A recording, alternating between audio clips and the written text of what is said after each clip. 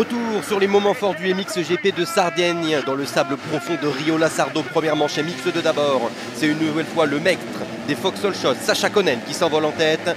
On a un crash pour Ferruccio Zanchi et Thibaut Benistan lors du premier virage. Derrière, la plaque numéro 1 en seconde position de Kay de Wolf, le champion du monde en titre, qui s'envole devant McLellan sur la triomphe. Rick Elsinga quatrième.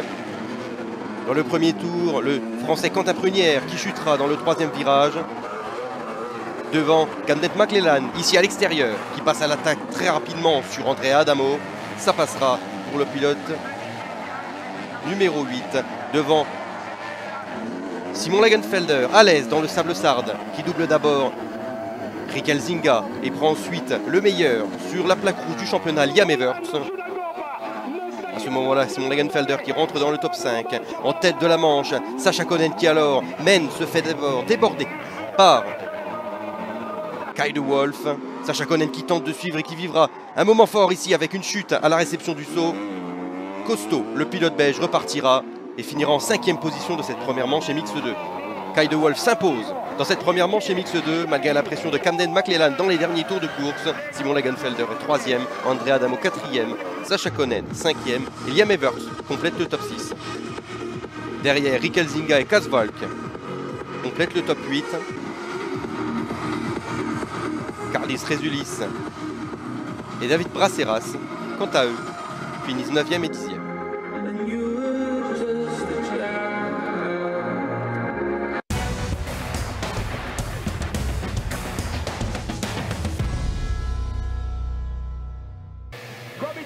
Deuxième manche MX2, le numéro 80 du centre de la grille qui signera le Foxhole Shot.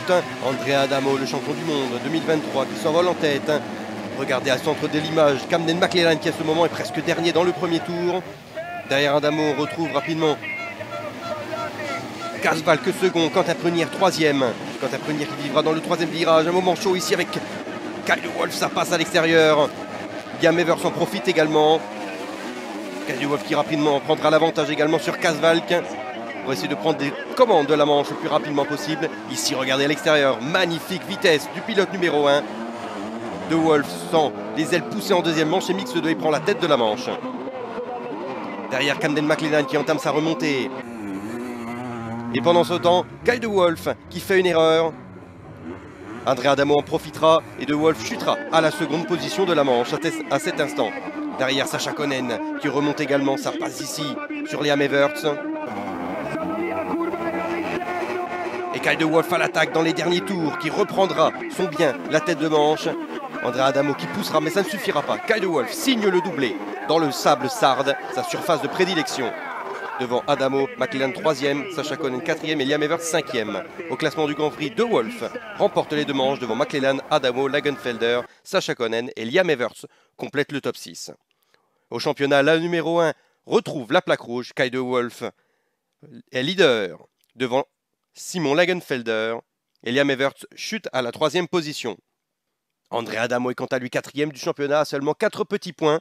Et derrière, Sacha Konen reprend la 5e position à Thibaut Benistan. Dans une catégorie MX2 très ouverte, Kay de Wolf, le champion du monde en titre, est le premier pilote à remporter un second Grand Prix lors de la saison 2025.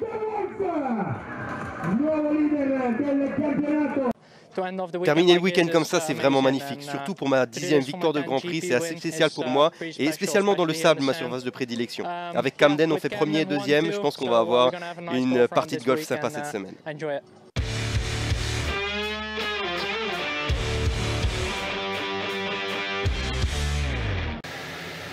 En catégorie MXGP, c'est cette fois-ci la Desmo 450. Jeremy Seewer, numéro 91, qui signe le second Foxhole Shot de la saison pour la Ducati. Luca Konen est bien parti également. Kevin Ormo est second au premier virage. Luca Konen qui rapidement prendra la seconde position. Pendant ce temps, le Cornelius Tandel et Maxime Renault qui chuteront au premier virage. Luca Konen qui poussera très fort à la fin du premier tour. Magnifique extérieur ici, ça passe pour la tête de la manche pour le pilote belge. Gifting 4e. Bonacorsi est 5e à ce moment de la course devant Fèvre et Geyser. Geyser et Fèvre qui attaquent d'abord Bonacorsi. Ça passera. Geyser qui ensuite, pour le top 4, se prendra à Kevin Ormo. Romain Fèvre le suivra pour le top 5. Bataille de deux monstres du motocross ici avec Romain Fèvre qui prend l'avantage sur Tim Geiser. Isaac Gifting qui faisait une bonne manche était 6e, aura une chute et terminera 12e au final. Luca Konen qui dominait la première manche dans le dernier tour part à l'erreur avec un point mort, mais ça ne suffira pas pour détrôner le jeune pilote belge de 18 ans qui signe sa première victoire en catégorie reine du motocross mondial.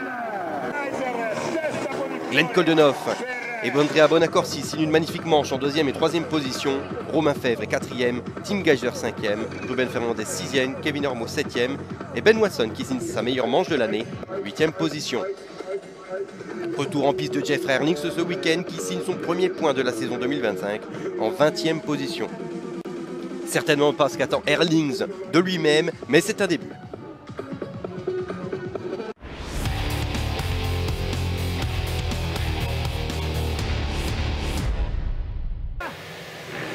Seconde manche Mix GP et une nouvelle fois Jeremy Seewer qui signe le Fox Shot, le 3e de la saison pour la Ducati Desmo 450.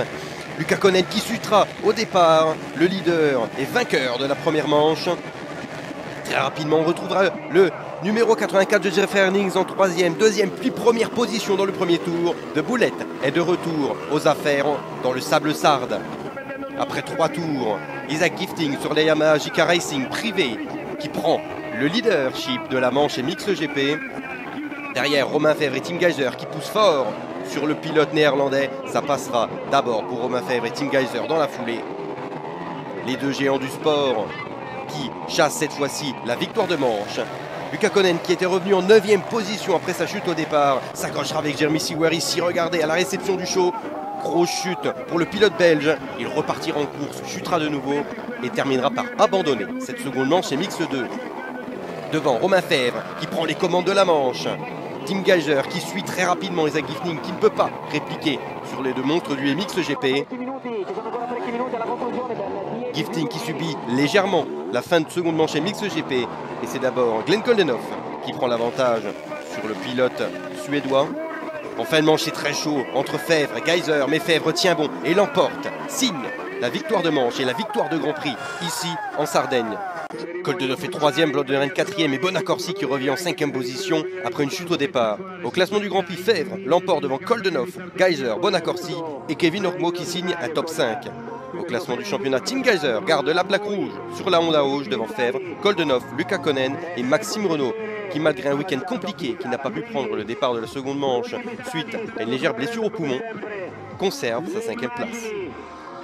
Jeff Erlings avec le meilleur tour en course lors de la seconde manche et une 7e place finale prouve qu'il est bien de retour aux affaires et pourra compter sur lui lors des prochains Grands Prix.